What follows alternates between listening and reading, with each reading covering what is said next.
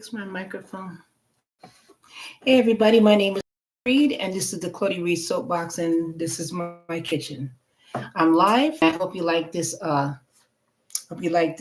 show today. This in regards to their laughter will become tears. I don't know why my head seems lopsided.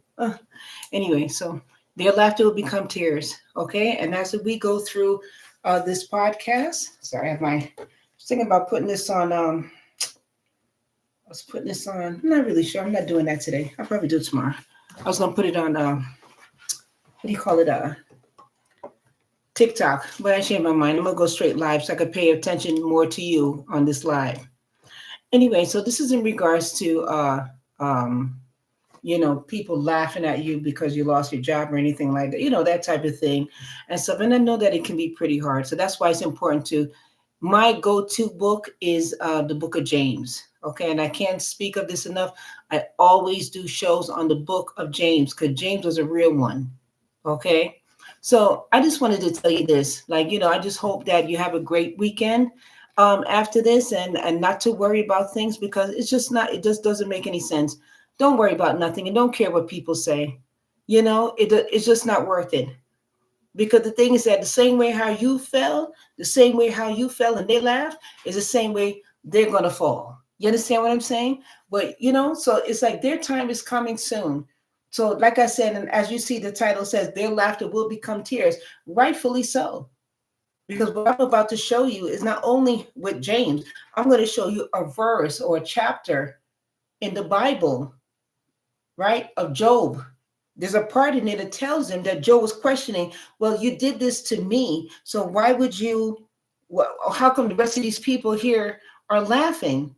Why didn't they get what I got? You understand what I'm saying? So I'm going to show you all of that today. So again, let me introduce myself. My name is Claudia Reid, and this is the Soapbox. You could click like and share. Thank you very much. It'll be greatly appreciated. And also subscribe and stuff. I will always have something on here that's more interesting, that is more of what we're going through right now. And my only purpose here is to help and to wake you up of the situation, because I know that you could be sitting down and you're thinking less of yourself. You're thinking that you don't have anything. You're thinking that people are laughing at you. You're thinking that you're in a bad place, that you did something wrong. You didn't do anything wrong. This is God's plan. Okay, this is a season of patience and suffering. This is prayer, confession, and restoration. Sorry, my phone is going off. Let me see. I can't even find it. Okay, never mind. Doesn't matter. Wait, let me get it because I don't want to keep fighting, clamoring to try to get it. Oh my goodness, I forgot to shut it off. Hold on a second. Sorry about this. I'm doing it right in the middle of this live. Hold on a second. Let's see. Let me turn this down. Hang on a second. Hold on, let me just turn this off. Let me knock out the sound so it doesn't bother me.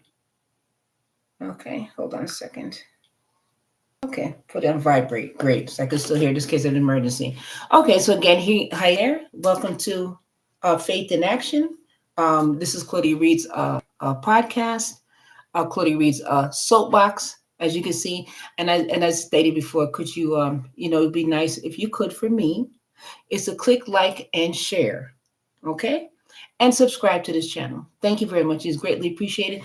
Also, I will probably have my Cash App in the bio, okay? If you if you give a donation to the Cash App, that'll be greatly appreciated as well. That would help out this channel and keep this channel going with more stuff that I can give to you. Okay, now on with the show. Okay, so this podcast series is where we dive into the most practical, no nonsense books of the Bible, right? The book of James, So over the next few minutes, we're going to walk through the powerful truths of James, what he wrote in the early church, that the truth that still hit home today. So, grab your coffee, your Bible, and just a few minutes of your time. Thank you very much. And let's get into it. Okay. So today's episode that I'm putting down is all about James chapter 1, and we're calling it Faith That Works, okay? Because James doesn't just tell us what to believe. He tells us how to live it out. So this is a book about doing, not just knowing. It's faith in action, okay? So if you focus on James chapter 1, verses 2 through 4, you have to, you consider this pain, instead of considering pain as in pain, you consider it as pure joy, right? You have to. Okay. So, my friends, whenever you face trials of many kinds, because you know that the testing of your faith produces perseverance, let perseverance finish its work so that you may be mature and complete and not lacking in anything, right? So, now let's pause here for a minute, right? So, as I said, consider it pure joy when life gets tough, right? That's wild, I know. But James is like flipping the script. So he's not saying suffering is fun. He's saying it's forming something in us, which is perseverance. And that perseverance makes us mature, complete. Now, what James is getting at is this. Now, this, the trials aren't the enemy of your faith. They're the opportunity for it to grow roots, deep roots. So the next time you're in a difficult season, maybe it's not punishment, it's preparation. So here's a question. How do you normally react when the life hits hard, right? Do you spiral down? Do you isolate? Do you pray more? You pray less? James challenges us to embrace the trials, not just with, gritted teeth, but with a deep trust that God is doing something good even when we don't see it yet. So if you go into that key verse of James 1, chapter 1, verse 22, and I'm just paraphrasing, he said, do not merely listen to the word and so deceive yourselves. Do what it says. Now hear me, I'm going to say it again slowly. Do not merely listen to the word and so deceive yourselves. Do what it says. Okay, meaning that don't just listen, do it. This is the heartbeat of James. Just listen, do it, right? So here's your challenge for the week, okay? Like find one area where you've been more of a listener than a doer, right? So maybe it's forgiving someone, maybe it's being generous, or maybe it's watching your words out of your mouth. So, and this week, put the faith into action, right? So another thing I want to mention also, I'm sorry, I got to reach for my Bible here. What keeps me as well up afloat in my mind is actually Job, right? Everybody know the story of Job. But if you go into a particular chapter, it's very interesting because it tells you why that, you sit there, you're wondering people talking behind your back, they're spreading your name all over town. They're burning your name, laughing at you, talking to you in any way, having little group sessions about you, and blaming you for things that they brought upon themselves. But because you are where you are in your life, they run in their mouth. Okay. So here we go. There's my pen. So in Job chapter 17, listen to this. This is when Job talks to God. Now listen. My breath is corrupt. My days are extinct. The graves are ready for me. That means that he's done. He wants to die. He's done. He's finished because everything that happened to him, he lost his cattle. He lost his he lost his maid, his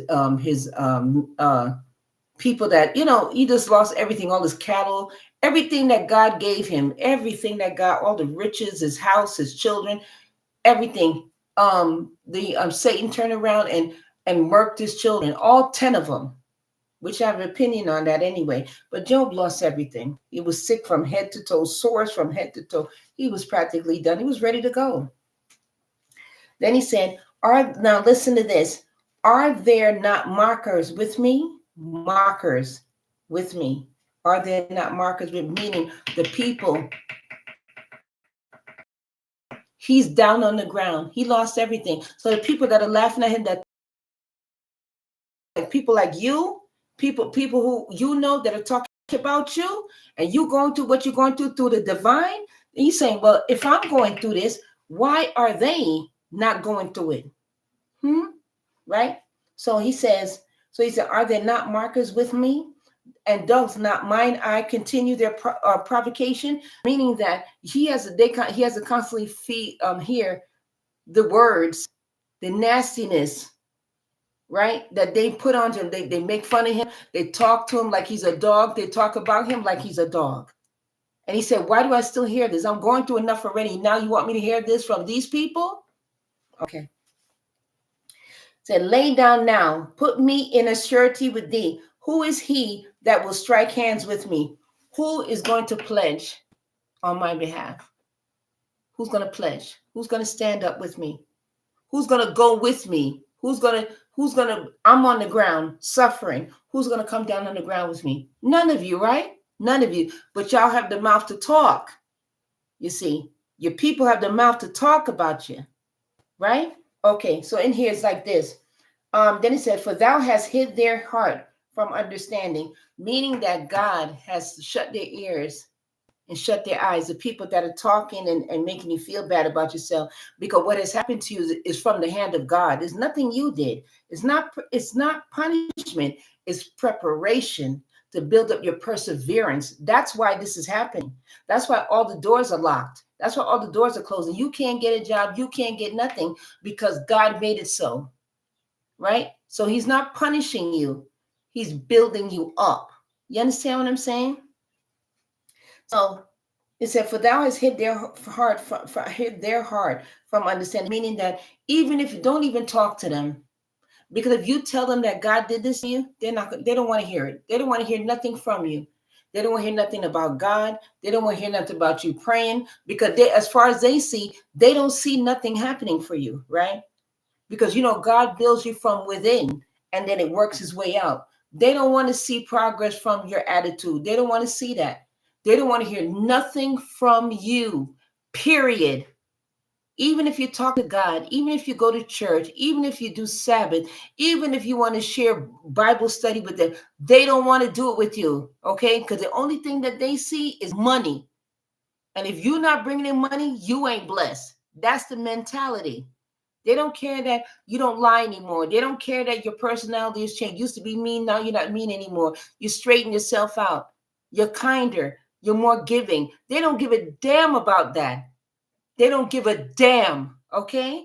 Only thing they care about is money. And the same way they love their money is the same way their ass gonna lose it. I promise you. So anyway, so he said, he that speaketh flattery to his friends, even the eyes of his children shall fall. That means that what they're saying is that your people that be talking about you because you got hit with the divine, meaning that you lost everything, you lost your job, you lost everything, and they talking about you. Look what it says here. It says here, he that speaketh flattery to his friends, meaning he's talking about you, even the eyes of his children shall fall.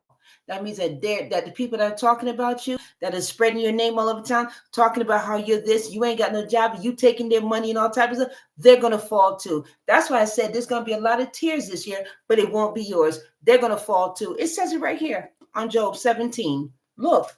So now it says, he has made me also a byword of the people. Listen, he hath made me also a byword of the people, meaning that people saying you're a bum, you're broke, you're dumb, you ain't got no sense, you ain't smart, you're lazy,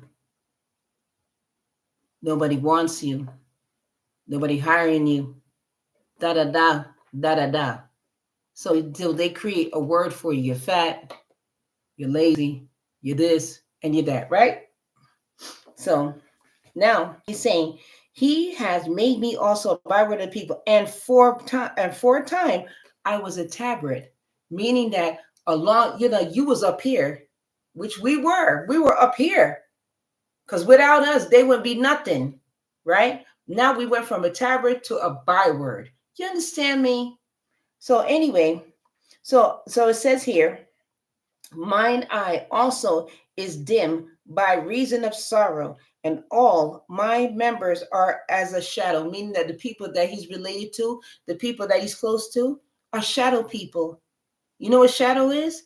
Those are the people that burn your name all over town and talk behind your back and make you feel bad and tell your business all over town, talking to in-laws, talking to their friends, telling people about you when they should have kept the business within the family. Don't worry about that, because they're going to fall too. It's already happening already. The chips are falling. That's why I said here, I said tears are going to fall. A lot of tears are going to fall, but it won't be yours, because what's happening is that what happened to you is a divine from God to shut you down, right? He's building up your character. He's cleaning you up before he gives you his This blessing, God don't miss. You understand? God don't miss. Okay? So you have to sit there and believe in God. Believe in what Jehovah's going to do for you. Believe that promise is coming, but he's not going to give it to you. You can't put perfume on a pig. You gotta give it a shower, correct? You can't put perfume on a stinking body. You can't spray perfume on a body that hasn't taken a shower. You can't do that because you still stink. So he has to clean you up first before you spray a new bottle of perfume. Or they said you can't put new wine into an old wineskin, meaning you can't put new wine into an old bottle. It's still old wine. Okay. So it says, mine eye also dim by reason of sorrow. That means he's crying, he's upset. Right? And all my members are as a shadow, meaning that they're no good. Upright men shall be astonished at this, and the innocent shall stir up himself against the hypocrite. Let me drink this. That just put chills down my spine. Hold on. I'm drinking tea. Listen, every time I read Job 17, my mouth goes dry. Listen. It says, mine eye also is dim by reason of sorrow, and all my members are as a shadow, right? Upright men shall be astonished. Listen, upright men shall be astonished at this, and the innocent shall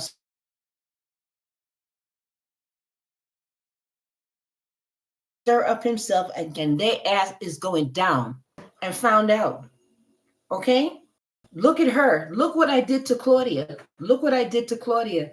If you keep playing with me, and don't do what I tell you to do, what I did to her, I'm going to do to you. And that's why it says here that the hypocrites are going to be astonished because God is going to rip them to shreds, and you're going to be the one to save their ass. I promise you that. So says, the righteous also shall hold on his way, and he that has clean hands shall be stronger and stronger. That means that while you are down on the ground, this is your opportunity to do good.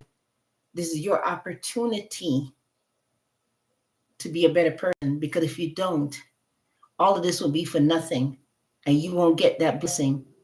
Do you understand me? And then you and everybody else will fall on the ground, and there's nobody to save nobody because you didn't behave yourself.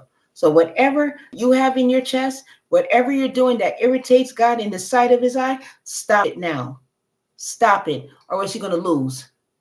Everybody's waiting on you. You understand? So you got to clean up yourself and collect these blessings, because you're going to have to save them damn people, the same hypocrites. That's why if you want to see them astonished, it's worth it. Do good, be clean, stop lying, stop doing bad things, okay? And anything that triggers you, walk away from it. Let me see. Okay, but as for you all, do ye return and come now, for I cannot find one wise man among you. Meaning that it's so funny. I'm the one that's on the ground. This is what Job is saying. I'm the one that's on the ground, but none of y'all are smarter than me. None of you. And I'm astonished. I can't believe this is happening. Y'all sitting there laughing at me, talking about me, spreading my name all over town, but y'all ain't smarter than me. But I'm on the ground. How is that possible? Right? So,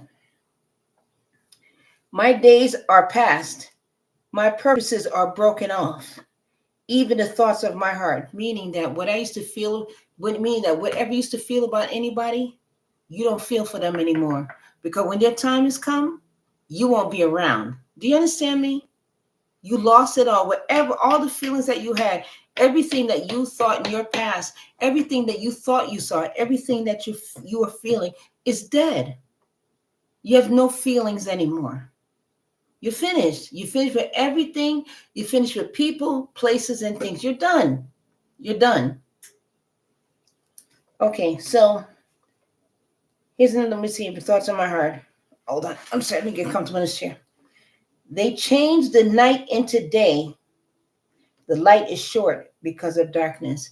They change the night into day. That means that I'm finally seeing you for what you really are. You're not the person I thought you was. And the light is short because of the darkness. That means I see very little of you. What I thought you were just big, grandiose light in my eyes. And now I see you for what you really are. You're just a short light in the darkness. Meaning that I only see just a little bit of goodness, not the goodness that I used to see, right? If I wait, the grave is mine house. I've made my bed in the darkness, meaning that, you know what, whatever I did, I dug my own grave and I made my bed in the darkness. I'm willing to go whatever needs to be done. I don't care, I'm done. Whatever I'm paying for is what I'm paying for, and I'm willing to take it. Right? I have said to corruption, thou art my I have said to corruption, listen carefully. I have said to corruption, thou art my father, to the worm. Thou art my mother and my sister. And where is now my hope? As for my hope, who shall see it? That means keep your business to yourself. After you go through this whole situation with what's going on with you, keep your business to yourself. Stop talking.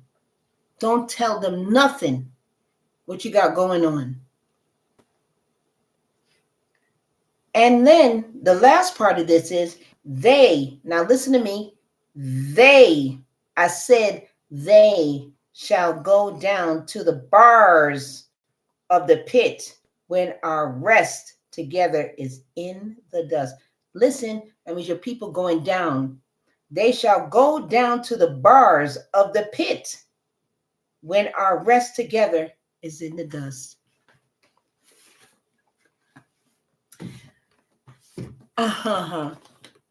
So let's say a short prayer. God, thank you for the book of James and the book of Job. Thank you for the way it cuts through the noise and speaks directly to our hearts. Help us to see trials as a way you grow us and give us the strength, and not just to believe, but to live out. Amen. Thanks for joining me today. And if this episode encourages you, share it with your friends and leave a comment or review. Next time we will talk about James chapter 2 and what it means to treat people like Yahusha did, with no favoritism. Until then, keep faith alive and put it into action. Amen. And thank you again. Have a good day.